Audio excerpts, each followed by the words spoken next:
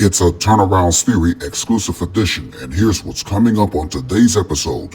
I'm just gonna be a negative human being today. I'm so sorry. Like, I have nothing positive to say about myself, which is something I'm working on. It is it's totally a dishonest narrative that men and women want the same things out of life. We don't. We absolutely do not want the same things out of life. In fact, we don't even measure success the same. And only 8 more episodes left until the season finale. So join me for another edition of Turnaround Theory coming up next on YouTube, Facebook, and Instagram. Public figure and professional tennis athlete Naomi Osaka opens up about depression.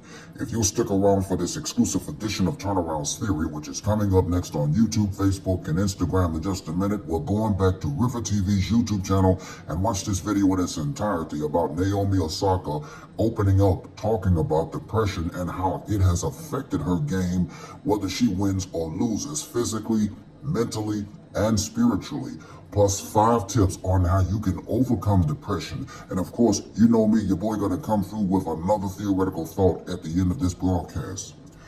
Fellas, once again, as I often tell you all, that y'all should often be knowing my saying and y'all should often be knowing the drill. So why don't y'all grab a quick snack and come on back, because y'all just might learn something.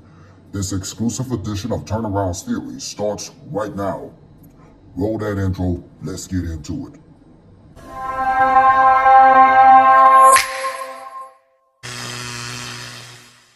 I'm more than just a musician, singer, rapper, songwriter, producer, and video editor, but I'm also a content creator, and I give theoretical thoughts on just about anything in general. I'm Mr. Turnaround, and this is Turnaround's Theory. What is up, everybody? Once again, it's your boy, Mr. Turnaround, aka Tenacious T, and I want to welcome you to an exclusive edition of Turnaround's Theory here on YouTube, Facebook, and on Instagram. Now, as you should know, Turnaround's Theory normally comes to you each and every single Monday over the exciting digital airwaves of YouTube, Facebook, and Instagram for season number 5.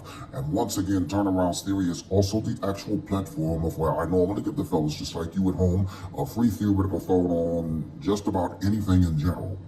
But since this is a special exclusive episode of Turnaround's Theory concerning depression, I will close it out with a theoretical thought concerning depression later on in the broadcast, along with 5 tips on how you can overcome depression, all in this exclusive episode later in the broadcast. Hey, listen, for those of y'all that are just tuning in to watching another edition of Turnaround's Theory on my official YouTube channel, I want to personally welcome you. And if you are, in fact, a returning subscriber, I welcome you back. And for those that are tuning in to watching another edition of Turnaround's Theory on Facebook or Instagram, and you're following me for the very first time, I welcome you aboard this platform. And if you are, in fact, a constant follower of mine with regard to the content that I post up, whether it's on Facebook, Instagram, or any other social media platform, hey, kudos to you as well. Now, as a constant daily reminder, I must reiterate to you all once again to please don't forget to like, comment, and subscribe to my official YouTube channel, because it would in fact help out and it would be beneficial for the YouTube algorithm. And please don't forget to smash on that post notification bell, because you, my friends, will instantly be notified every single time I post up and upload more additional content onto the channel. Please be sure to follow me on all social media platforms. There will be a link provided in the description box below on my official YouTube channel, as well as in the comment sections below for Facebook and Instagram.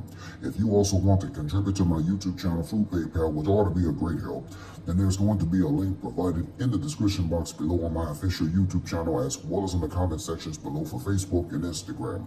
Please don't forget to also use the hashtag TeamTurnaround that you see at the bottom of your screen, because that lets me know indefinitely that not only you're watching the latest edition of Turnaround's Theory, but it just goes to show that you are supporting my platform with regard to the content that I post up, and I might just send you a shout out right back. I do hope and pray that I have covered everything within this particular matter. And with that being said, let's jump on over into this exclusive edition of Turnaround's Theory right here on YouTube, Facebook, and on Instagram. What's up, guys? It's your girl Rivah, and I'm back again with another video.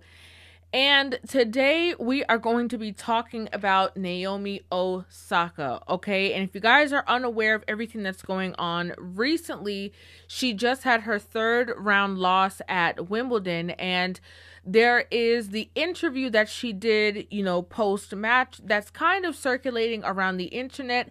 in which she basically says something kind of alarming, in my personal opinion, that a lot of people have formulated their own opinions on. I'm just gonna be a negative human being today. I'm so sorry. Like, I have nothing positive to say about myself, which is something I'm working on.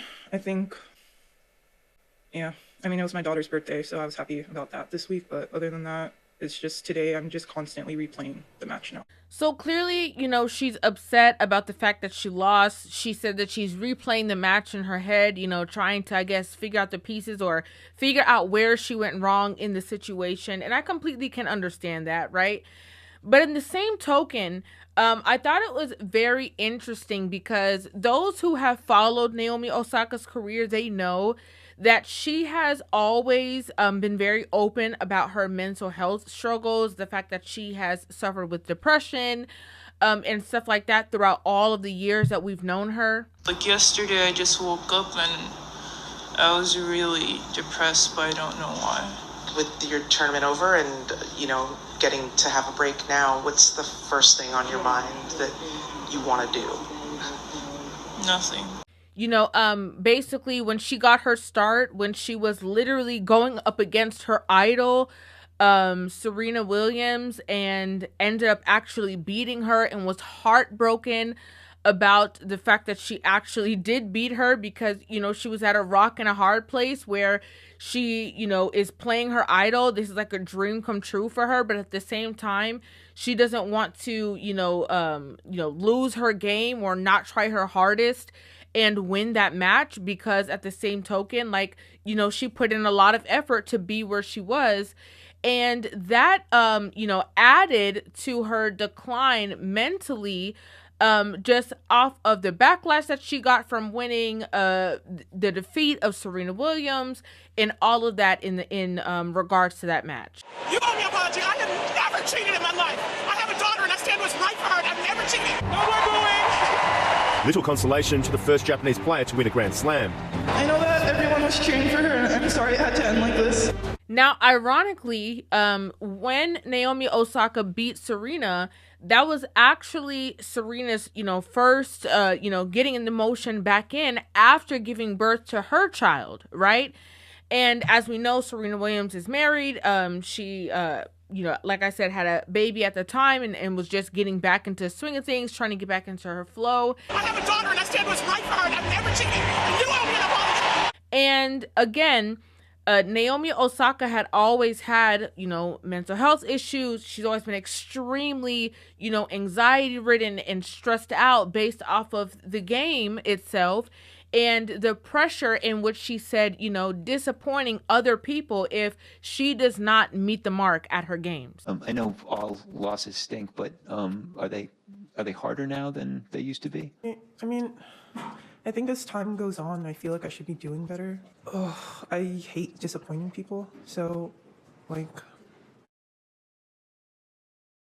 Now, unfortunately, that struggle has weighed on her for years now at this point. Her game has, started to take a gradual decline, unfortunately.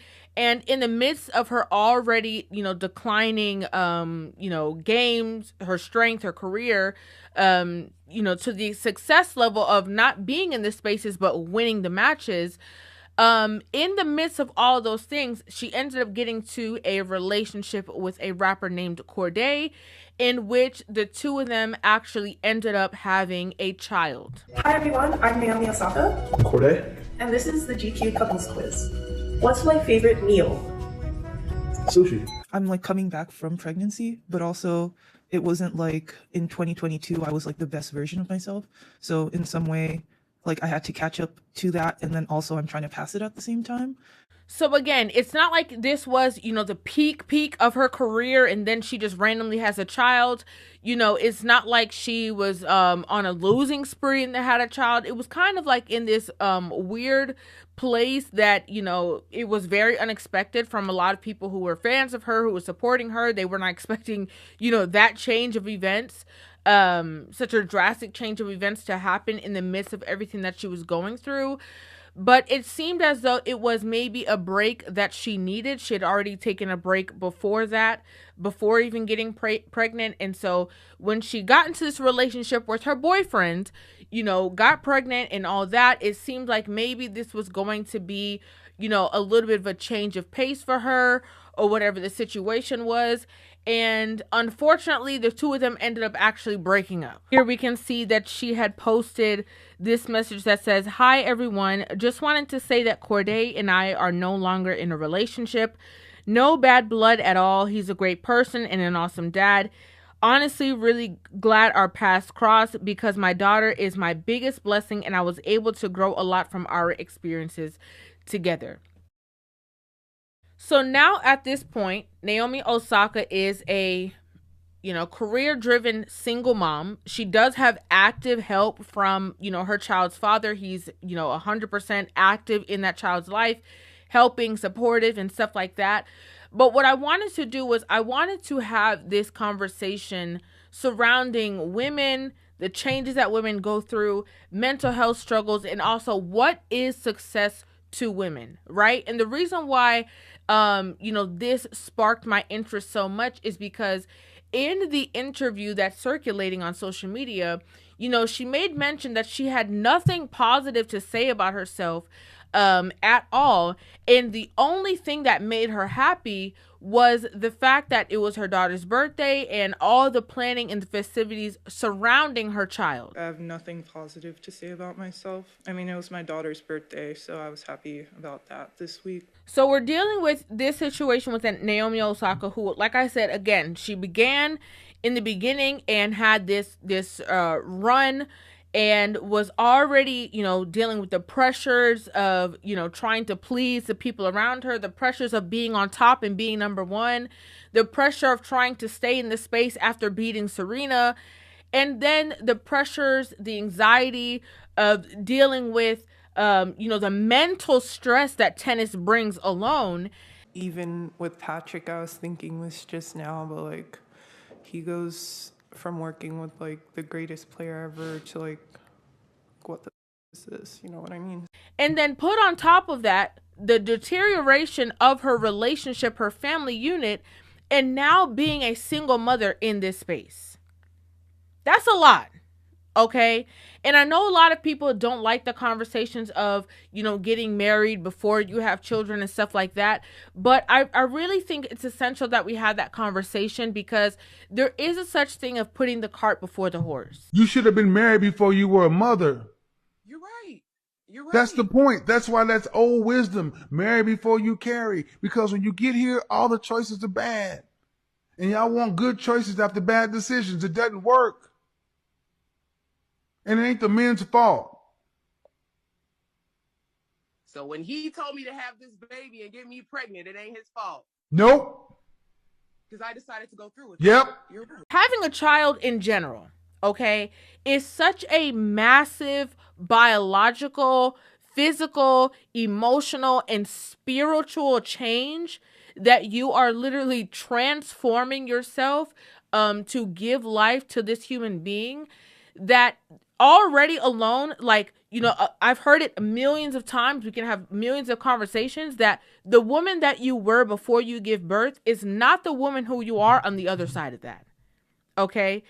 And when you are in a relationship with somebody, you would have wanted time, effort, energy put in to the length of a relationship that you guys have gone through so many ebbs and flows that this would just be another situation.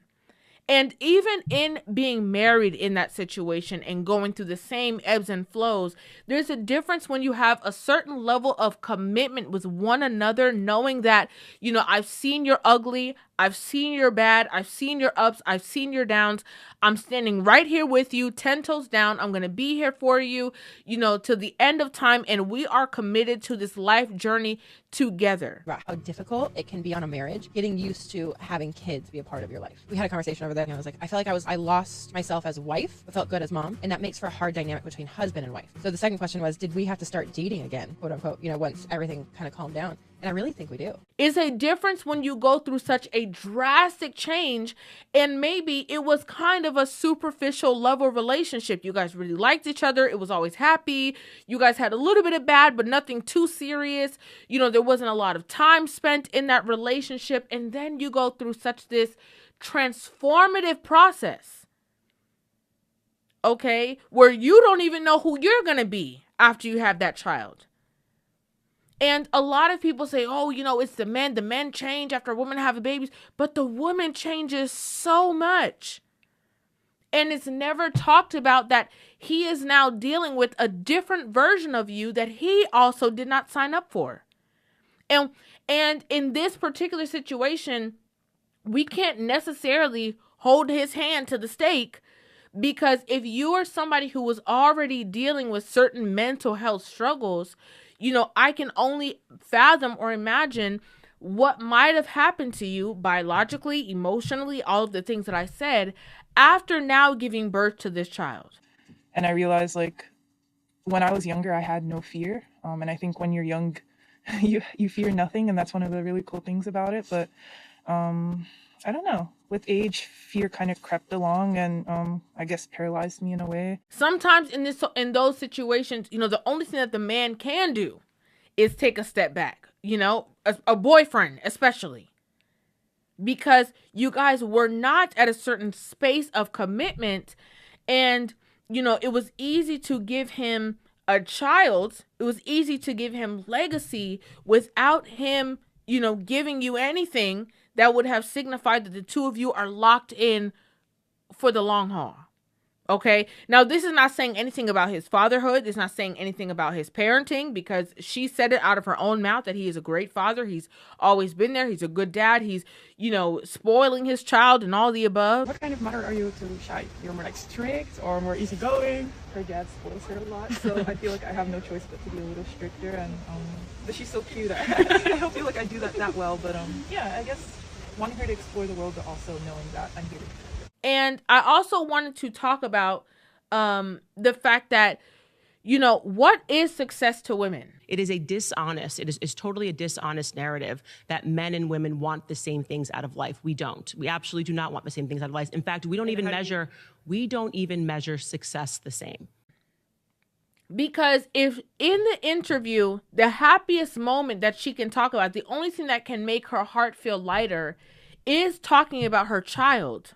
I mean, it was my daughter's birthday, so I was happy about that this week. Then sometimes, you know, we need to evaluate what happiness actually looks like for you as a person, as a human being. And, you know, if she literally said that no matter if she wins or loses in her games, she's never happy about it. She said she either has relief or a great sadness, but there's never something in her that feels like, yes, I feel so great that I accomplished this thing. Like when I win, I don't feel happy. I feel more like a relief.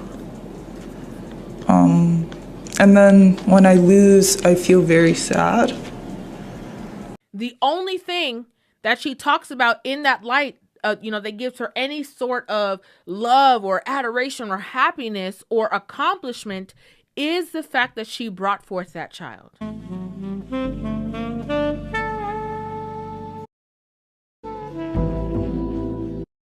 They think that because she is the Naomi Osaka and because she's the tennis player, that that's the only identity that she could possibly have and feel fulfilled or feel happy or feel whole. And clearly we can see that although she has been pushed to that path and been into that space of greatness, on her face on a daily basis, she's not happy. I'm just going to be a negative human being today. I'm so sorry. Like, I have nothing positive to say about myself.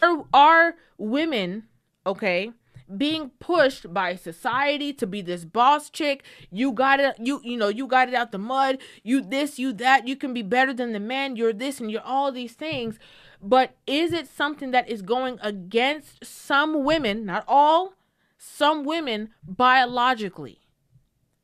That your you know, your nervous system, your cortisol levels, like everything is so out of whack because you are not aligned in the things that you are naturally wanting to do. You're operating out of this energy of trying to perform for everybody else. But it is not true to what it is that you actually want to do. And I think that these conversations need to be had more on a consistent basis, because I think that while women are out here, you know, chasing the bag and doing this and then feeling like their biological clock is ticking and just having a baby with a boyfriend or just having a baby because of a rite of passage and not really understanding how much it's going to actually change you, you don't know what's going to happen.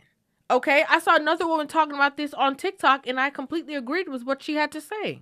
Did anybody else see Naomi Osaka's recent interview after she lost her match? I mean, all of her interviews are pretty consistent since, you know, having her child. She is just so negative. She is so hard on herself, and it's very clearly postpartum depression. But, like, no offense, but this is the reason why I will not have a child before I'm married. Everybody's body is different. You don't know how your body is going to respond to pregnancy, not just physically, but mentally, the toll that it takes on your body, right? And there's other athletes that have been able to bounce right back after pregnancy. I do believe that's, you know, also because they probably had a very supportive spouse and they were very stable. And then everybody's body is just different, and clearly hers is not, you know, bouncing back the way that she thought it would, and it's taking a toll on her mentally. It's very obvious. Nonetheless, I'm just not going to risk my physical, mental health, potentially my career, for a man that I'm not married to. Like, I understand that marriage is, like, it doesn't mean that it's going to last, but there are benefits that come with marriage. And I feel like me personally, I'm not going to marry just anybody. So I'm going to really take my time when I, you know, get with my husband.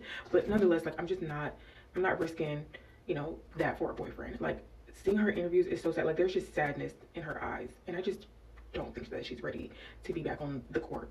You have no idea how it's going to affect you. You have no idea the person that you're going to become. You have no idea, you know, the changes that women go through. I've seen so many, when I say like crazy changes, like you just become a whole different person. You shed that old person and you become somebody new. And sometimes the somebody new is a better version of that person. Sometimes the somebody new is a more timid version of that person. Sometimes you just can't find happiness because you're mourning the life that was and the person that you were with your own autonomy and not having to, you know, have somebody else on the outside of you always needing you for something. Like, there's so many different changes and ebbs and flows and rearranges. But being in a space that you were able to cater to those changes, not trying to get back out there in the rat race and prove that you got to be on top and, you know, be in your masculine energy trying to fight for things. Sometimes being in those spaces and being cool in the calm, taking your break, taking your space, focusing on what's important, you know, sometimes trying to compare women to men as women try to do it all the time. You have to understand that we are not made the same way, and that is completely okay. Men can, you know, they come home for the break with the children, they back on it. Very different. We have very different makeups.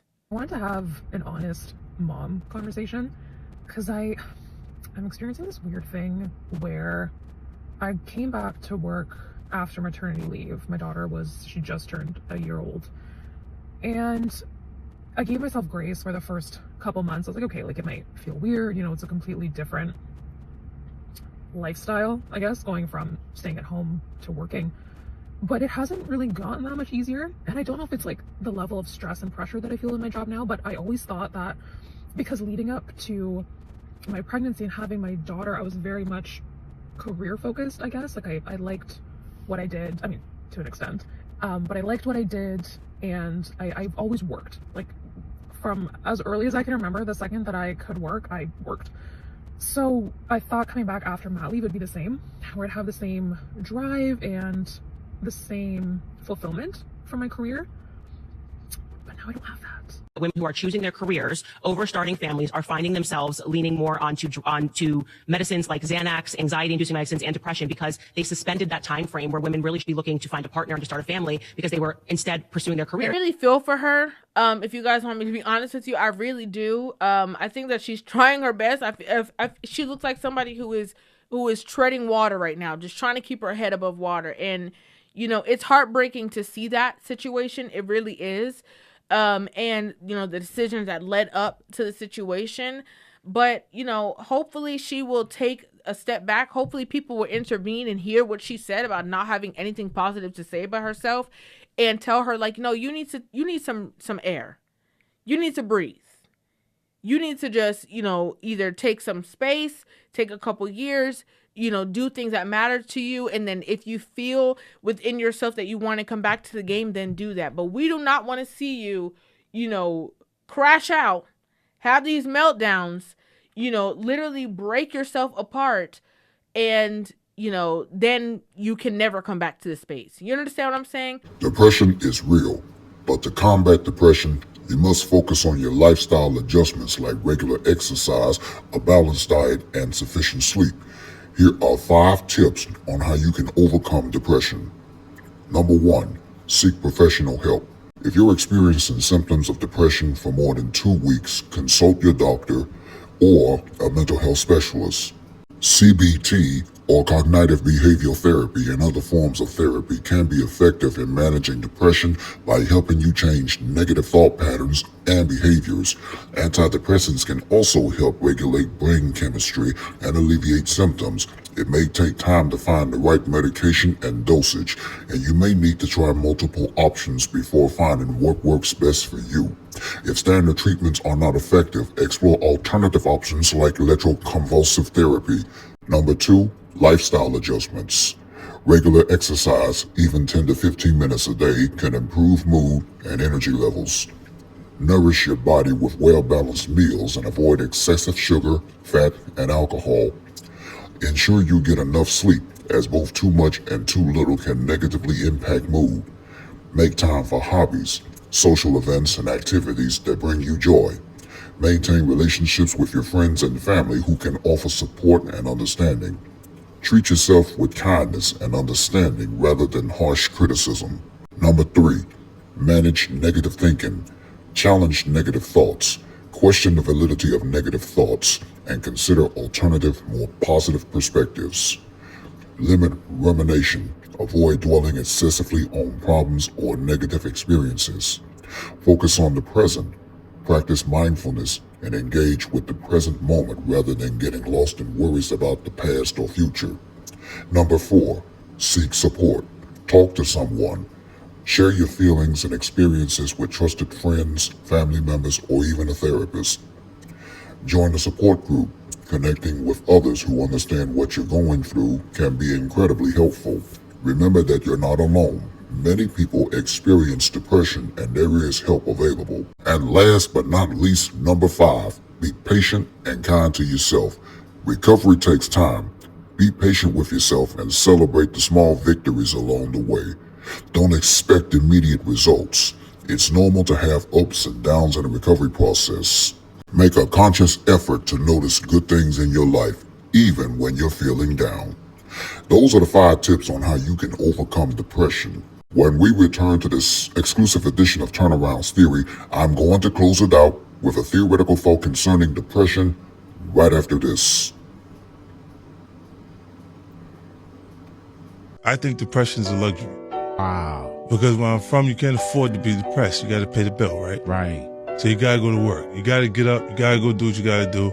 You got people right now that's at work don't feel like being there. Mm-hmm. But they got responsibilities, so they feel uncomfortable while they're working. A lot of men don't have these conversations. They suffer in silence, especially being a provider, because you taught that you got to do this. And I meet so many men in the gym that are depressed. And they tell me, man, Kevin, what did you do? I tell them I started learning to love the stranger that was once myself.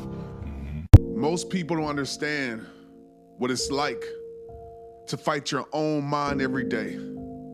Depression. They'll tell you it'll be okay, but they don't know how it feels to wake up and deal with that deep darkness that feels like it's chained to your soul, pulling you down with every breath. You know, depression isn't just a rough patch you snap out of. It's a weight that clings to you, even when you're smiling, even when everything is going great. If you're surviving that silent battle day by day, I need you to know you're stronger than what anyone could ever realize. Don't let people make you feel like it's just a phase or it's something that you can just simply push through. This fight you're facing, this silent battle, it's real.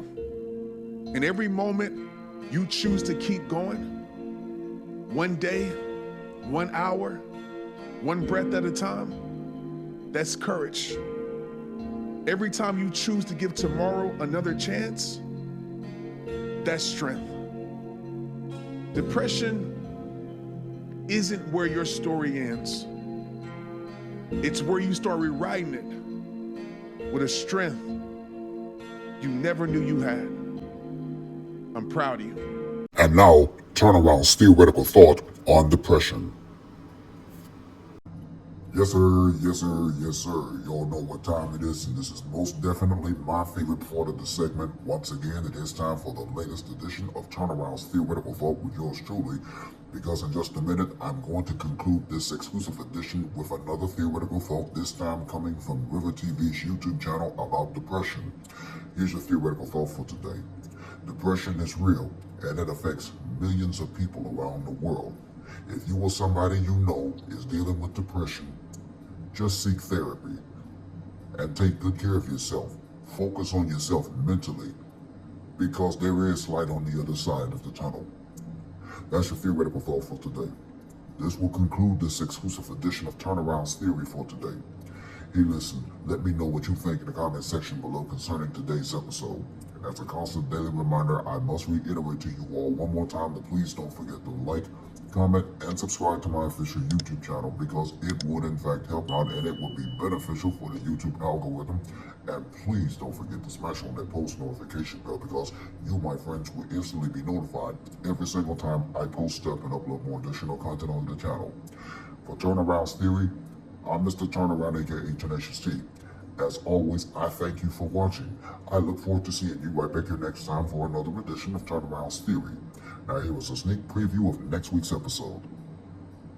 On the next all-new episode of Turnaround's Theory. This woman clearly doesn't understand how to dress correctly at her job. Sorry, you still can't wear that. It's way too revealing and distracting. It's distracting? Very. I'm gonna wear something kind of ridiculous, and we're gonna try to get approval from the HR rep that is here today, who's a male. Don't miss another edition of Turnaround's Theory. It's all new and it's coming next week to YouTube, Facebook, and Instagram.